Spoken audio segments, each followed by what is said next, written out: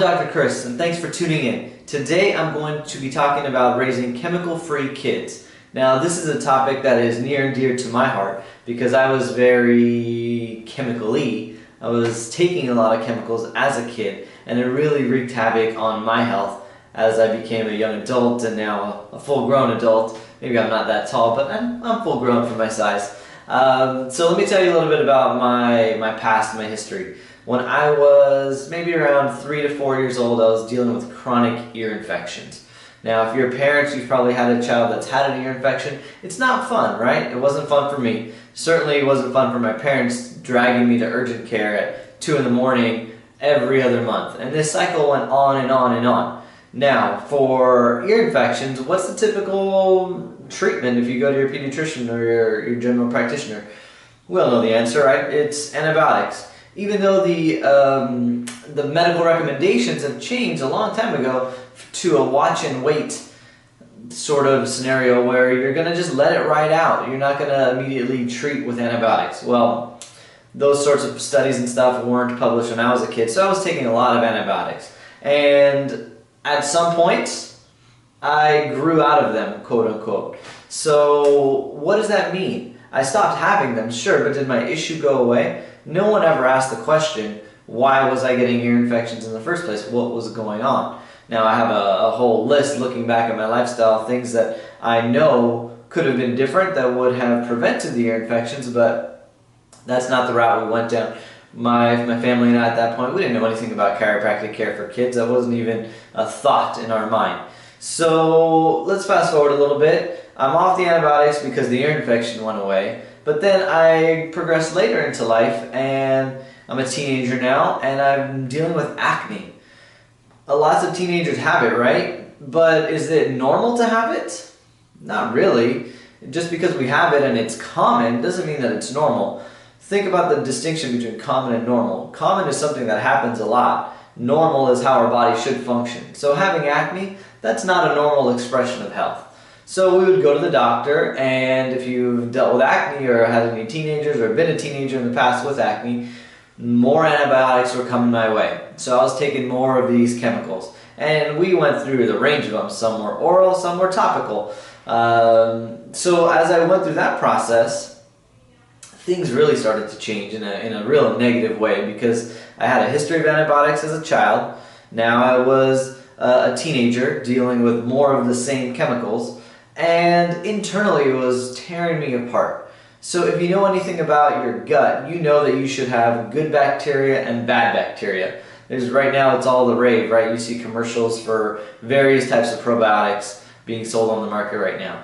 Well, that balance is a delicate balance, and we want to make sure to keep it in balance. Well, when you take even if you take a small amount of antibiotics, it wipes out everything. They don't discriminate. They're strong and they know what they're doing. They're wiping out bacteria, good and bad. Well, when you wipe out all the good, it really becomes easy for the bad ones to thrive, okay? So I was on these harsh ones, and it progressed to some harsh medications, including one called Accutane. If you have any experience with that, or have seen commercials or class action lawsuits because it damaged so many people, you know what I'm talking about. It's a harsh medication, and I was on it.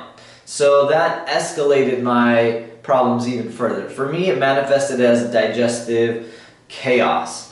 If I would have gone to the doctors, I would have gotten the diagnosis of either Crohn's or ulcerative colitis. Now, I never got one of those diagnoses only because I lost my faith in the medical doctors because everything that they had recommended seemed to make me worse. So people that I've run into now and patients of ours that I've worked with, they had the exact same symptoms that I did, and they had one of those two names to them. So I know that's what that's what I had, or that's what I was on the road to if it progressed even worse. So as fate would have it, that's when I met my first chiropractor. Not because I was seeking answers. We met by chance. I don't believe anything is necessarily chance, but we met under the right circumstances, and the one thing that I started doing was I started getting adjusted. My nervous system, because of all that chemical toxicity, was in desperate need of some awakening, some alivening, some healing. So as I started getting adjusted, I didn't change anything. I didn't change I was still on the medication at that time. I didn't change that. I didn't change the foods I was eating. I didn't change my stresses, my job. I didn't change anything. I just started getting adjusted and my digestion started getting better. And then he talked to me a little bit more about things I could do to build my gut back up and start to do things that would get my state of function at a higher level, or at least start the healing process, because I needed to go through some healing before I even thought about normal function.